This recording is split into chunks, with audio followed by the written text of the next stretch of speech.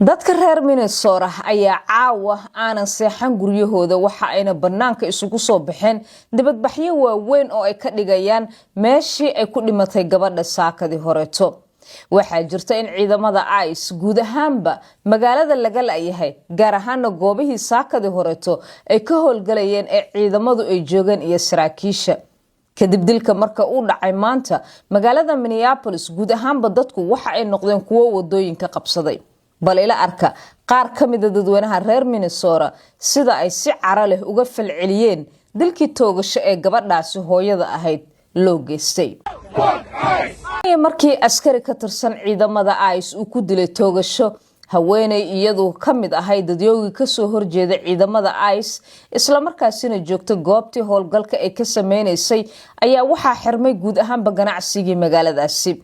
isu socodka dadka iyo gaadiidka ayaa gabi ahaanba istaagay marka laga soo tago in dadku ay isugu soo baxeen banaanbaxyada waaweyn ee ilaa iyo caawa ka dhacaya halkaasi. waxaa xarooday ciidamada ICE oo aanan la arkayn gudaha magaalada ayadoo dadyooga careysan ay qaateen suuqyada iyo luuqyada iyo goobihii ay taagnaayeen ICE intaba. berri subax oo ah subaxnimadan saaka oo khamiisa ilaa iyo maalinka jimcada waxaa la fasaxay guud ahaanba ardadii dhiganaysa iskuulada kala gedisan jaamacadaha iyo goobaha ganacsiga magaaladaasi Minneapolis gaar ahaanna marka ay timaado goobaha Soomaalidu ay ku badan tahay. waxaa magaalada dhinaca kale maamulada iskuulada ay u dirayeen waalidiinta fariimo kuwa gacanta ah oo ay ugu sheegayaan in ilmahooda guryahooda ay joogaan oo aysan banaanka u soo bixin.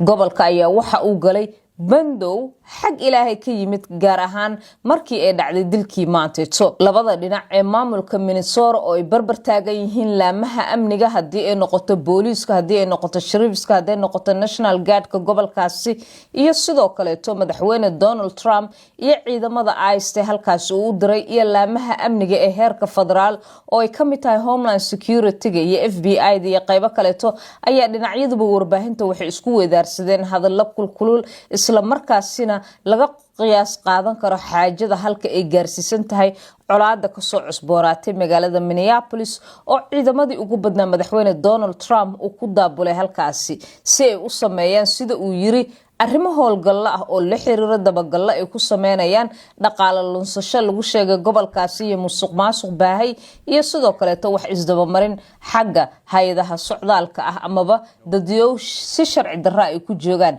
magaalooyinkaasi mataanaha ah. haddaba shirar jaraa'id oo ay qabteen gudoomiyaha gobolkaasi Minnesota iyo sidoo kale meerka magaalada Minneapolis ayaa labaduba si cara leh waxay uga hadleen in xaaladan oo ah tii ay horay u saadaalinayeen hadii aanan waxba laga qabanin ay faraha ka sii bixi karto.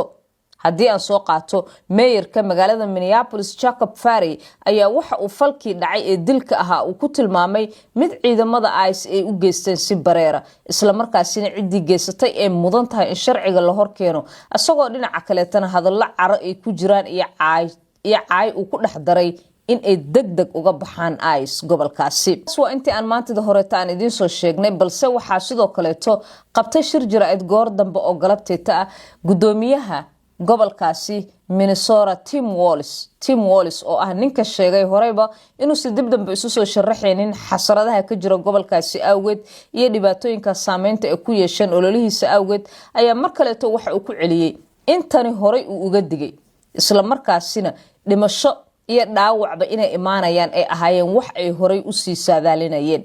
wuxuu asna ku celiyay mar kale in dadka gobolada dalka Mareykanka ay u soo hiliyaan Minneapolis iyo guud ahaanba Minnesota.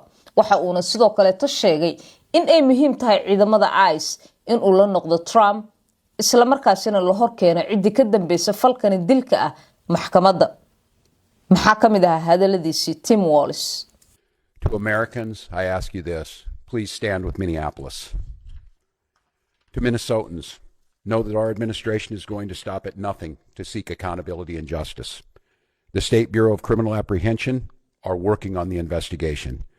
We have activated the State Emergency Operations Center. State Patrol and Minnesota National Guard leadership is connected with the Minneapolis Police Department, the St. Paul Police Department, Hennepin County Sheriff's Office, the DNR, and Minnesota's Homeland Security and Emergency Management. We have activated dozens of members of the State Patrol's mobile response team. wuxuu sheegay in hay-adda ICE ay ka baxdo gobolkaasi. sidoo kaleeto waxa uu ka hadlay Donald Trump. waxa uu sheegay Donald Trump iyo Nyomba oo ah madaxa hay-adda amniga gudaha dalka Mareykanka ku sugan Minnesota, labaduba uu kala hadlay xaaladan inay imaanayso oo Minnesota qaskan iyo jahwareerkan ay gali doonto. waxaase kaleeto uu sheegay in laamaha amniga ee gobolkiisa uu heegan buuxa geliyay oo xaaladda haddii ay faraha ka sii baxdo kumanaan ciidamadaasi ka mid ah ay wadooyinka soo dhooban doonaan. haddaba maxaynu ka naqaanaa hooyadan askariga ka tirsan ciidamada ICE la geeyay Minnesota uu toogashada ku dilay? gabadhan waxay ahayd 37 sano jir, hooyo leh 3 caruura. magaceeda lagu sheegay Renee Nicole Good. Mrs. Nicole ayaa waxa ay tahay dadka cadaanka ah ee gobolkaasi degan. waxa ayna ka mid ahayd dadyooga sida weyn uga soo horjeeda ciidamada ICE halkaasi la geeyay. madaxweyne Donald Trump ayaa bartiisa Twitter-ka ama X-ka haatan loogu yeero waxa uu soo dhigay oo uu ku sheegay in gabadhaasi ay rabtay in ay gaariga dardarsiiso ninka askariga ah, naftiisa marka uu u baqay kadibna uu toogasho ku dilay ayada. si lamida sidaas waxa goor sii horeysay ayana sida aan horey uga soo hadalnayba ka hadashay oo sheegtay in gabadhaasi ay fal argagax leh ay ku kacday isla markaasina askariga ay rabtay inay disho madaxa hay-adda amniga gudaha ee dalka Mareykanka ee heer federaal, gabadha la yiraahdo Kristi Noem oo ku sugan ayadana magaaladaasi Minneapolis. waxa ay sheegtay in falkani ay geysatay kadib markii askarigaasi ay damacday inay baabuurka dardarsiiso, hase yeeshee asagu uu isku dayay in uu taasi ka hortago. isku soo wada duba Minnesota ayaa waxa ay wajahaysaa xaalad khatar maalmahan ugu dambeeyay, gaar ahaan tan iyo markii ciidamada madaxweyne Donald Trump uu ku daabulay gobolkaasi. waxaa jirta xataa in hoteelada magaaladaasi aanan laga soo dhaweynin amaba aan xataa laga kireenaynin dowladda dhexe ciidamada halkaasi ay geysay, ayadoo madaxweyne Donald Trumpna arintaasi uu uga jawaabay in hoteelada diiday in ay martigeliyaan ICE ay iyaguna cawaaqib la kulmayaan oo dowladda dhexe federaalka waxbaba aysan ka kireysaneyn meel walbay ahaataba. gobolkaasi Minnesota dadku waxa ay dareemayaan culays xoogan iyo cabsi fara badan, gaar ahaana dadka Soomaalida oo markii horeba xaaladan ay ka bilaabatay in ayaga loo socdo oo dabagal lagu sameynayo dhaqaalahooda iyo sharciyada sifooyinka ay ku heleenba. Minnesota waxa ay ka mid tahay meelaha dadyooga soo galootiga ah sida weyn looga soo dhaweeyo, gaar ahaana marka ay noqoto gobolkaasi oo ah gobol maamuladiisa inta badan ay u badan yihiin xisbiga dimuqraadiga, mas'uuliyiin ka tirsan oo laga soo doorto ilaa heer gobol ilaa iyo heer federaal.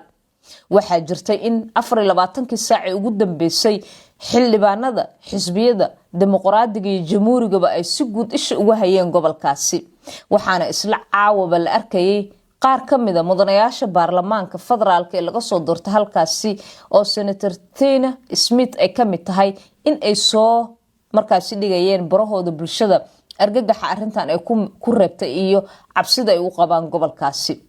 haddaba daawadayaal, wararka Minnesota way isu soo tarayaan maalmahan iyo saacadaha soo socdaba. si aad ula socotid, la soco Somali Coverage TV baraheeda dhinaca YouTube-ka iyo Facebook iyo sidoo kaleba TikTok oo dhammaantoodba aad ka heli doontid wararkii ugu dambeeyay ee gobolkaasi iyo Soomaalida Mareykankaba ku saabsan.